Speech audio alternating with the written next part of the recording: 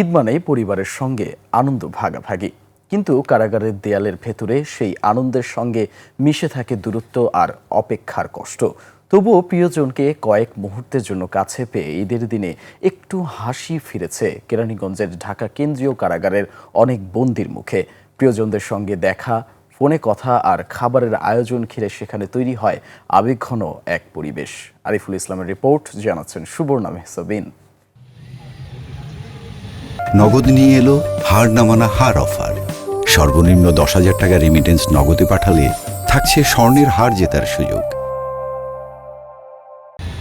সকালে কেরানীগঞ্জ কারাগারের বাইরে স্বজনদের ভিড়, ভেতরে অপেক্ষা বন্দীদের।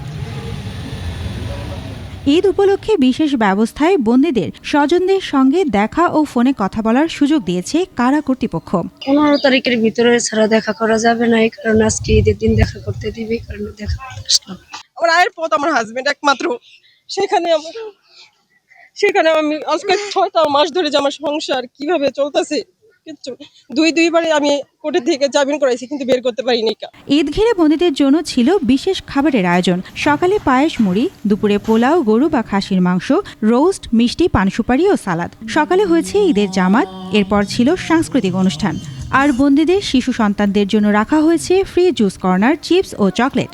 ঈদ উপলক্ষে আমরা আজকে আগামীকালকে পরশু 3 দিনের মধ্যে একদিন পরিবার থেকে আসা যে খাবার পরিবার থেকে তার বন্ধুর জন্য।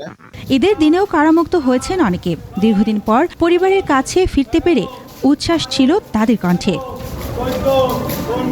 সুবর্ণা মেহসাবিন, 21 টেলিভিশন।